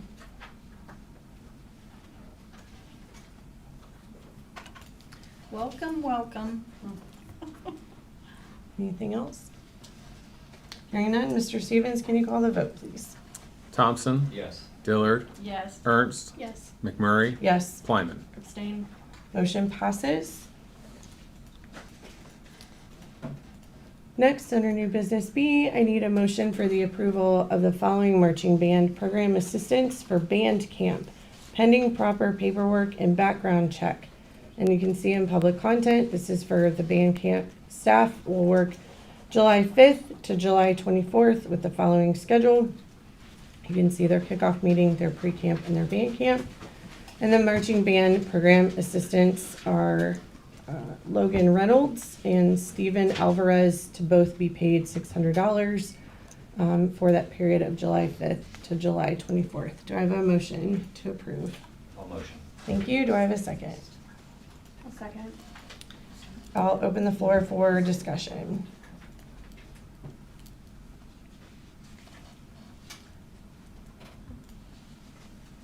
Hearing none, Mr. Stevens, can you call the vote, please? Thompson, Yes. Ernst, Yes. Dillard, Yes. McMurray, Yes. Kleiman. Abstain. Okay, motion passes. Next is, I need a motion for the approval of additional Summer and curriculum planning staff, and you can see in public content, the certified staff will be paid $35.82 per hour. And this is for Taylor and Wally, David Jackson, Joanne Maines, Tracy, Oldigus. thank you, Oldigus, and Katie Scott. I apologize. And Taylor. And a classified staff to be paid at their average hourly rate, Taylor Marsh. I'll Do- motion. Thank you. Do I have a second? One second. Thank you. I'll open the floor for discussion.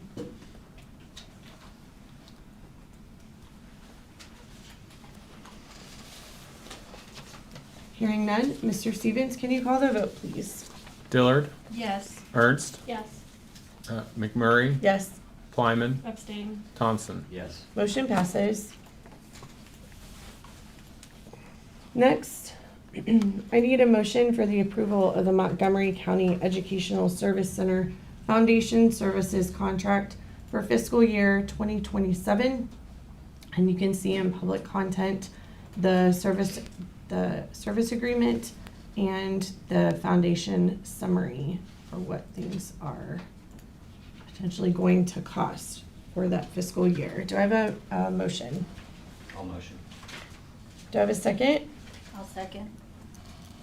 I'll open the floor for discussion. Was that Cindy that seconded? Yes. I did. Thank you.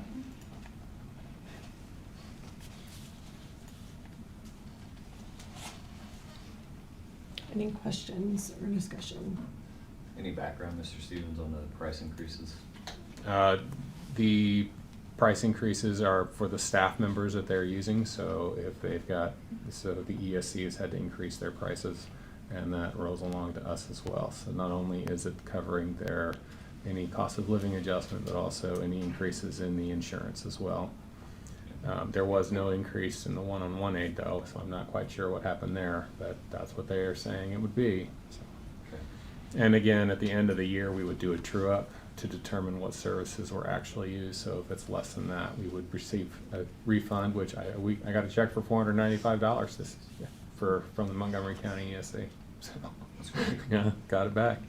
I called him up and said, "Am I going to get a check?" And he goes, "It's in the mail," and it was already in my mailbox. So That's great. yeah. Thank you. And for the hearing audiology, we're increasing our FTE, so it's a little bit higher. So. Okay. Any other questions or clarification? I do. So occupational therapy is not on the items that were the foundation summary, but it is on the items that we have in the content there. Will the occupational therapy continue? So I'm looking at the. Well, I may have mistyped that. So It's we're on doing, the- PT is listed here. So we do PT at one of the ESCs and OT at the other ESC. Okay. So whatever we have there, it looks like it's physical therapy, not OT. So Okay. I just labeled it incorrectly. Okay. And so what is in the document Is correct. here? is Yes. the correct one? Okay. That's what they're going to anticipate doing for us. Yes. Okay. Any other discussion or clarification? Okay, hearing none, Mr. Stevens, can you call the vote, please? Thompson, Yes. Dillard, Yes. Ernst, Yes. McMurray, Yes. Plyman. Yes. Motion passes. Next, I need a motion to approve the Neola 43.2 Winter 2025 AI policy as presented below. This is our second and final read. Do I have a motion? I'll motion. Thank you. Do I have a second? I'll second. I'll open the floor for discussion.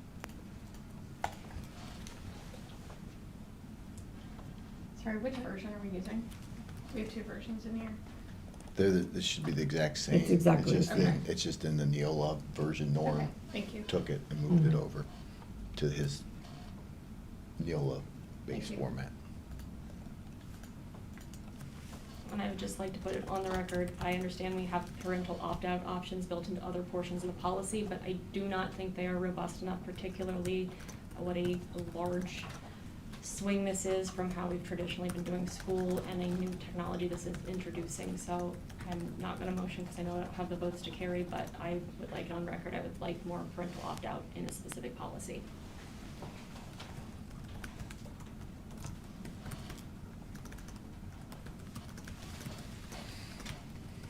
Any other discussion? Okay. Hearing none, Mr. Stevens, can you call the vote, please? Dillard, Yes. Thompson, Yes. Ernst, Yes. McMurray, Yes. Plyman. Abstain. Motion passes. Next, I need a motion to approve the attached agreement between the City of Tipp City and Tipp City Exempted Village Schools for police services and the School Resource Officer Memorandum of Understanding as presented in public content. You can see that the agreement is effective August 15th, 2026 through August 16th, 2028. SRO MOU is effective for the 2026 to 2027, 2027 to 2028, and 2028 to 2029 school years. You can see their school safety contract in public content as well as the SRO contract. Do I have a motion to approve? A motion. Do I have a second? I'll second. I'll open the floor for discussion. I'll just note that the one contract is what we pay for the security services at our athletic events, Mhm. and the other contract is for the 2 SROs in our buildings. Correct. Any other questions? We have some great SROs. Yes, we do. Hearing none, Mr. Stevens, can you call the vote, please? Ernst, Yes. Thompson, Yes. Dillard, Yes. McMurray, Yes. Plyman. Yes. Motion passes. Next, I need a motion to approve the contract with Catalyst Counseling LLC to provide student mental health services as presented below. You can see in public content, the Catalyst Counseling Agreement is effective from August 1st, 2026 through July 31st, 2028. And you can see the contract in there below. Do I have a motion? A motion. Thank you. I'll go ahead and second. I'll open the floor for discussion.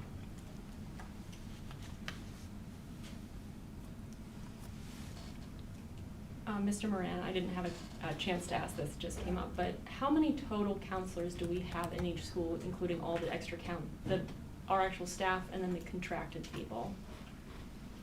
So at Broadway, there's one counselor, and there's another one at LT Ball. And then we contract with Miami County ESC for a school-based social worker that works between both of those buildings.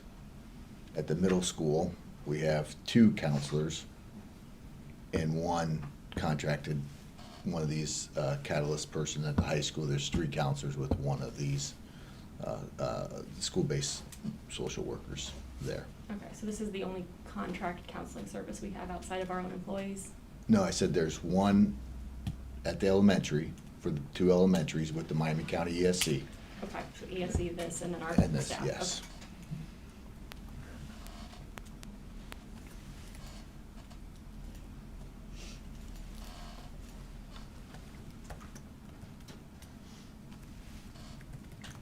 Any other questions or clarification? Hearing none, Mr. Stevens, can you call the vote, please? Ernst, Yes. McMurray, Yes. Dillard, Yes. Plyman, Yes. Thompson. Yes. Motion passes. Next on the agenda, I need a motion to approve amendment number 001 to the OFCC contract with Stan and Associates, Inc. for commissioning and TAB services for the pre-K-8 building project as presented in public content. Do I have a motion? I'll motion. Thank you. Do I have a second? I'll second. Thank you. I'll open the floor for discussion. Mr. Moran, do you want to give clarification really quick?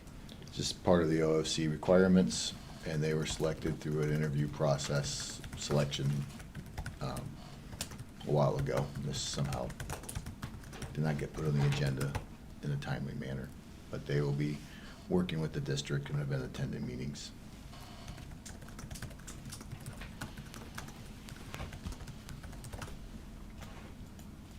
Any other questions or clarification? Are there any other surprise regulatory commissioning inspection services? Because this is a 33% increase. Is there anything else that's going to come up as a surprise that we intend for later When you say a 33% increase, what do you mean? from the original contracted amount? If you look under the 379,948 and 79 cents with the 126.5 increase, that's about a 33% increase in total.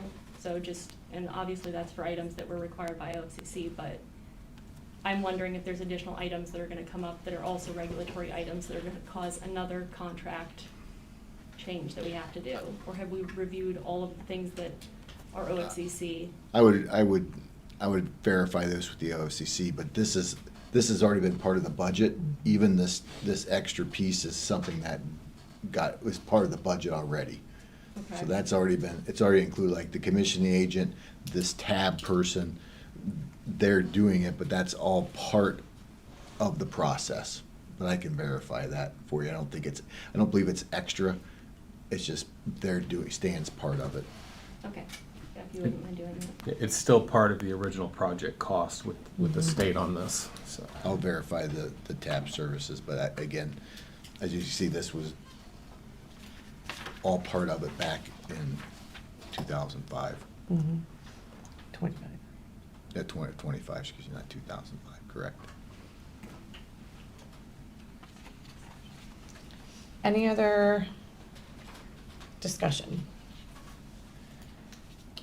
So when it says the 10-month warranty, that's like what Kyle was talking about, a new home, you have a 1-year warranty, you usually have an inspection come in before your warranty's Yeah. up is that what that's gonna be there? Correct. This company will be performing that, okay. The pressure testing is, again, making sure during heating and cooling that the envelope is tight, so there's not leakage of, gaps in windows and walls.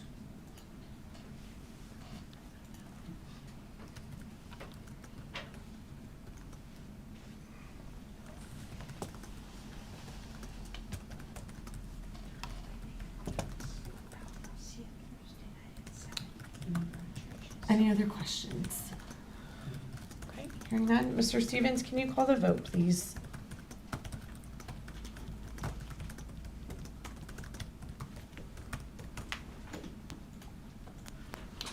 Thompson, Yes. Ernst, Yes. Dillard, Yes. McMurray, Yes. Plyman.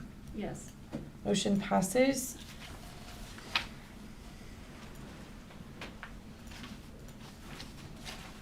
Next, I need a motion for the approval of the instructional service contracts with the Midwest Regional ESC for instructional coaching as presented below in public content. You can see the contracts that are looking for, I believe it's Erica Thayer Woods, Leslie Hellman, Megan Hill, sorry, I apologize. Megan Trina. Hill and Trina Penn. Trina Penn. Blew out that one, I remembered. Do I have a motion? A motion? Thank you. Do I have a second? I'll second. I'll open the floor for discussion and clarification.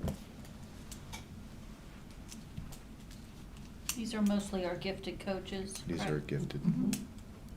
We're adding at the high school.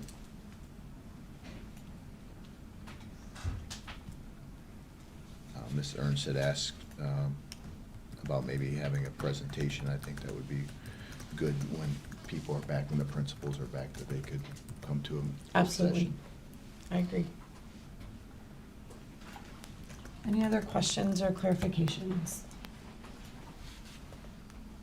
Okay, hearing none. Mr. Stevens, can you call the vote, please?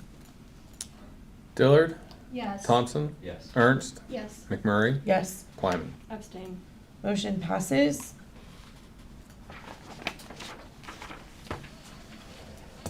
Next, I need a motion for the approval of the 2027 tax budget for the Tipp City Library as presented below in public content. This was presented at the April 27th, 2026 work session, and then a public hearing for the tax budget was held during the board's regular meeting on May 26th, 2026 at LT Ball Intermediate School. And you can see the budget is in public content as well. Do I have a motion? I'll motion. Do I have a second? Second? I'll open the floor for discussion.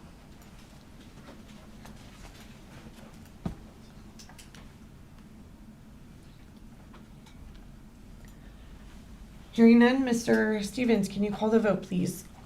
Ernst, Yes. Plyman, Yes. Dillard, Yes. McMurray, Yes, Yes. motion passes.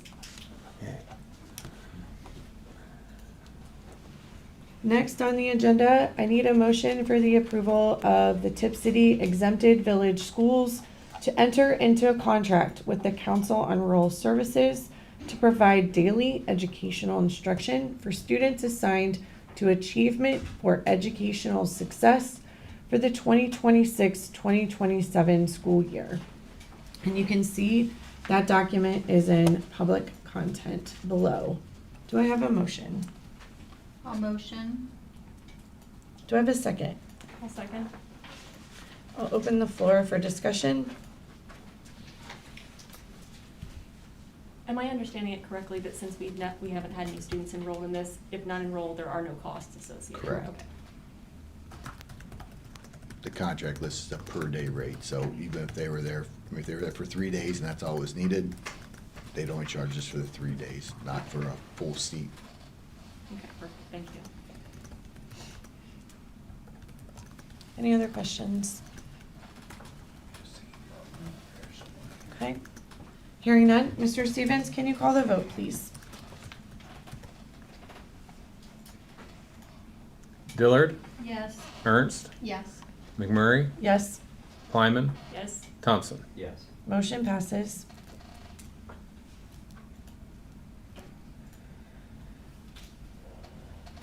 Next, I need a motion to approve the resolution to adopt the NIST Cybersecurity Framework 2.0 as the governing standard for the district's information security planning, documentation, response, and recovery, and to authorize the administration to maintain all necessary supporting procedures, reporting protocols, and annual reviews as presented. And you can see in public content is the draft resolution. Do I have a motion? A motion. Do I have a second? I'll second. I'll open the floor for discussion. This is what Thomas presented at during the work session. Thank you, Thomas.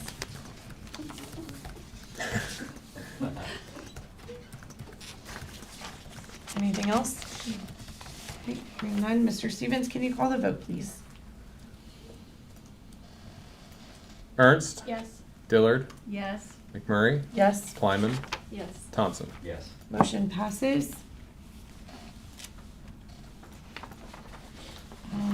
Next, I need a motion for the approval of Premier Occupational Health in Troy, Ohio as the agent for driver physicals and drug alcohol testing for the 2026-2027 school year.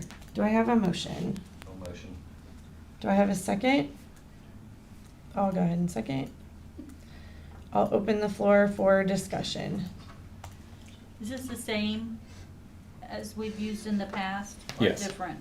No, I believe this is the same. This is where we send our drivers for random drug testing. And if there was an accident, where we would send them to be tested after that.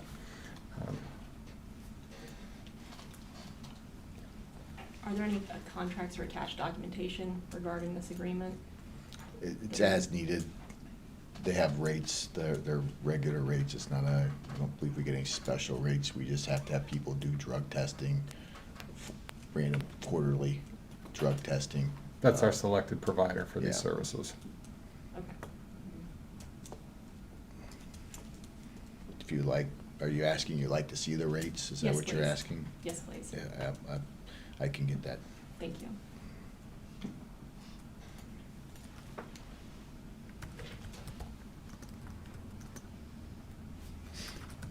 Any other discussion?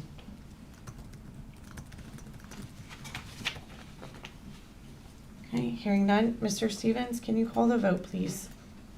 Thompson, Yes. McMurray, Yes. Dillard, Yes. Ernst, Yes. Plyman. Yes. Motion passes.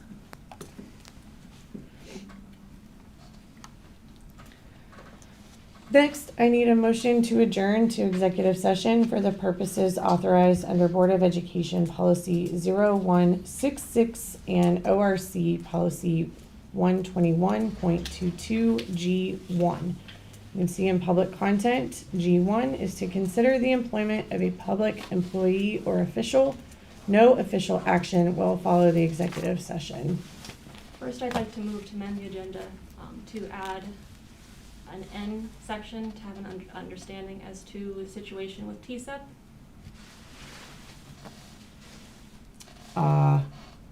Okay, I would just like a superintendent update as to what that situation is about. we would need to amend the agenda. Yes, please. Do I have a motion to amend the agenda? So moved? Do I have a second?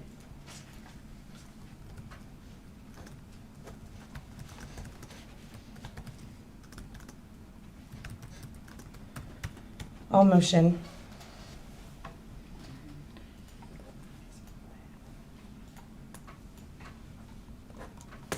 I'll open the floor for discussion.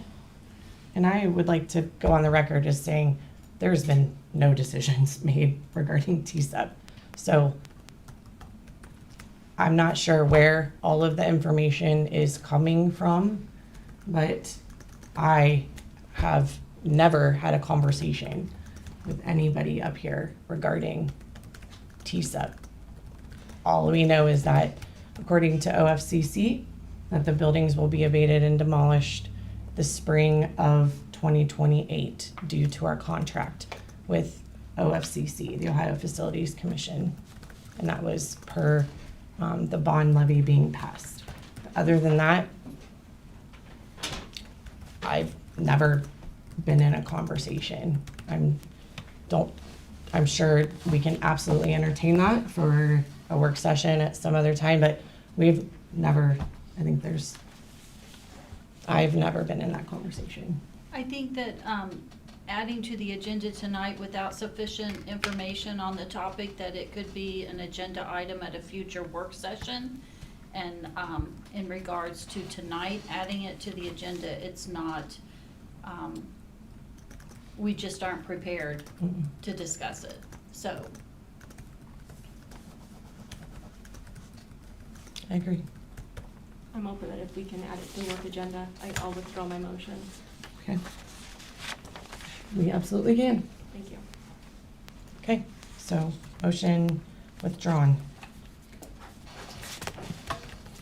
Now, I need a motion to adjourn to executive session for purposes authorized under Board of Education Policy 0166 and Ohio Revised Code 121.22G1 or to consider the employment of a public employee or official. Do I have a motion? I'll motion. Thank you. Do I have a second? A second. Thank you. Is there any discussion? That was Ernst for the second, correct? Yes, sir. Thank you.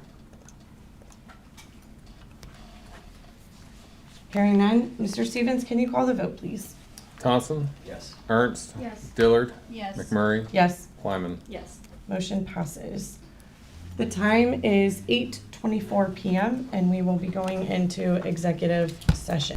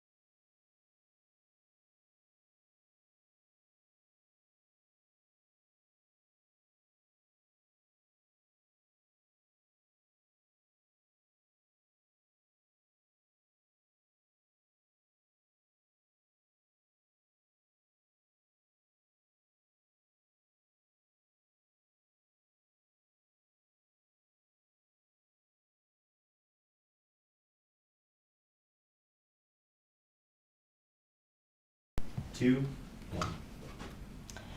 We are returning to regular session from executive session at 9:37 p.m. There was no action taken in the executive session. No action will be No taken as a action will result. be taken, I apologize. Yeah. No action will be taken as a result of executive session. We have on the agenda is our miscellaneous, our upcoming meetings. Our next meeting is July 27th, 2026. The work session will be at 5 o'clock here at the Tipp City Board of Education office. And the regular board meeting will be at 6:30 at the Tipp City Board of Education office. Again, both of those on July 27th, 2026. Is there any additional information or any additional things that we want to note for the good of the order? Point of information? Yes, ma'am. For the good of the order, I would like to note that it is Miss Cindy Diller's birthday. Ah. Happy birthday today. Yay! Birthday, Cindy. Happy birthday! Birthday. Wow, sweet this year. Huh? We have 3 birthdays. 3 birthdays. Yours, and my 50th is Today? not today. It's coming. Yep. It's a few years. It's, down the road. 10 years from now. Thank you. Thank you. Okay, hearing no additional things, can I have a motion to adjourn? So moved. I'll second. Thank you. And seeing as we have gone through everything in our approved agenda, it is 9:39, and I